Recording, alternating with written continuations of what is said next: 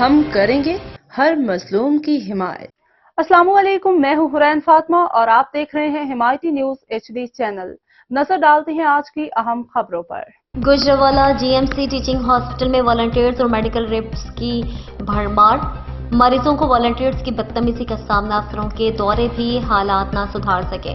ماہ ستمبر میں operation theatre میں ڈاکٹرز کی زیر نگرانی والنٹیئرز کی غلطی سے کئی مریضوں کو جان سے اور کئی مریضوں کو جسمانی اعضاء سے ہاتھ دھونے پڑے۔